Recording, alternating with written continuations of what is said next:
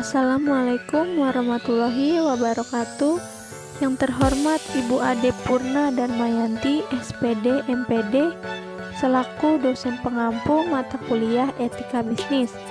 Sebelumnya, perkenalkan nama saya Sumarni Setiana Putri Rahmawati, NIM saya 2902150015. Saya dari Prodi Akuntansi kelas Reguler Plus. Di sini saya akan mempresentasikan etika bisnis tentang korupsi bansos. Yang pertama, latar belakang perusahaan. Untuk latar belakang perusahaannya adalah Kementerian Sosial Republik Indonesia atau Kemensos, yang bergerak di bidang penyelenggara urusan bidang rehabilitasi sosial, jaminan sosial, perlindungan sosial, dan penanganan fakir miskin untuk membantu Presiden dalam menyelenggarakan pemerintahan negara. Latar belakang masalah kasus ini bermula dari adanya program pengadaan bansos penanganan COVID-19 berupa paket sembako di Kemensos tahun 2020 dengan nilai sekitar 5,9 triliun rupiah dengan total 272 kontrak dan dilaksanakan dengan 2 periode.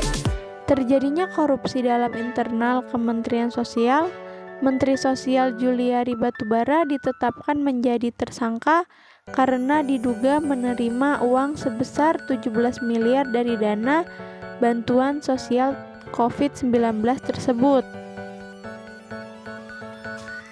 Di tengah hingar-bingar pengadaan barang dan jasa untuk menolong banyak orang, Juliari sebagai Menteri Sosial pada saat itu menunjuk Mateus dan Adi sebagai pejabat pembuat komitmen atau PPK dalam pelaksanaan proyek tersebut dengan cara penunjukan langsung para rekanan dan diduga disepakati serta ditetapkan adanya fee dari tiap-tiap paket pekerjaan yang harus disetorkan para rekanan kepada Kemensos melalui Mateus. Fee yang disepakati oleh Mateus dan Adi adalah sebesar Rp10.000 per paket sembako dari nilai Rp30.000 per paket bansos. Juliari bersama dengan Mateus dan Adi sebagai pejabat pembuat komitmen ditetapkan sebagai tersangka, dan yang dirugikan adalah negara karena melanggar etika serta dianggap tidak bermoral karena dilakukannya di masa pandemi. Analisis permasalahan. Juliari diduga menerima uang dengan total uang suap yang diterima menurut KPK adalah sebesar 17 miliar rupiah. Seluruh uang tersebut diduga digunakan oleh Juliari untuk keperluan pribadi.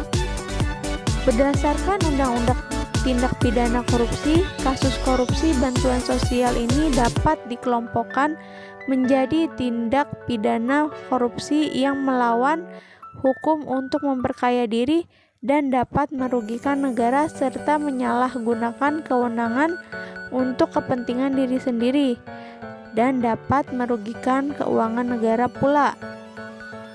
Penulis mencoba menganalisis korupsi ini melalui perspektif etika administrasi publik, etika anti korupsi, dan etika profesi.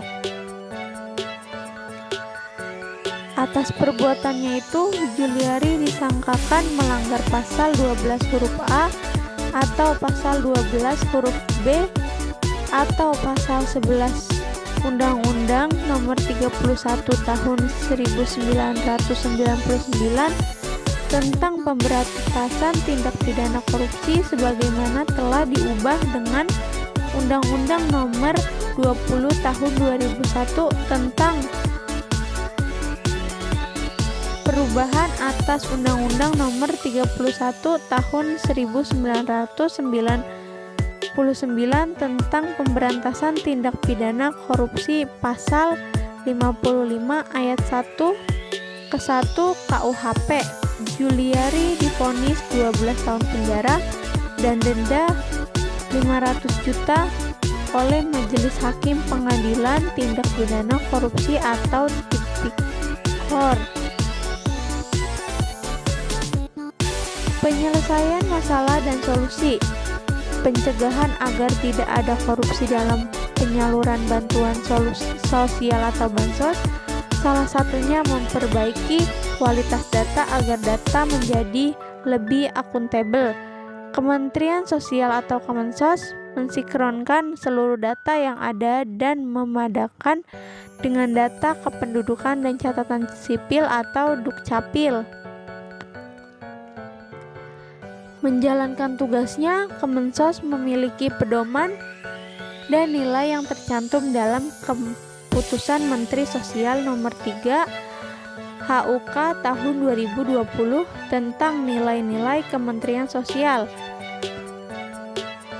Nilai tersebut antara lain humanis, adaptif, dedikatif, inklusif, dan responsif.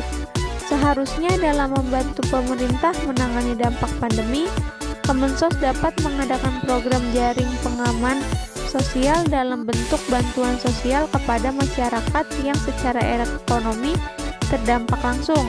Hal tersebut tentu menggambarkan nilai adaptif dan responsif yang tercantum dalam peraturan tersebut karena Kementerian Sosial telah tanggap memberi bantuan sesuai dengan kondisi masyarakat saat ini.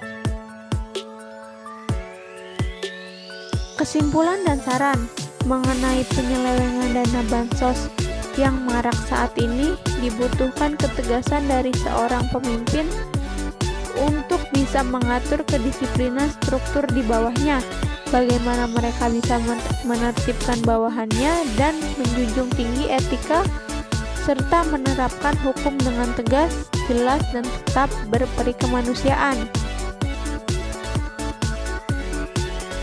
Sekian presentasi dari saya, kurang lebihnya mohon dimaafkan. Saya akhiri, wassalamualaikum warahmatullahi wabarakatuh.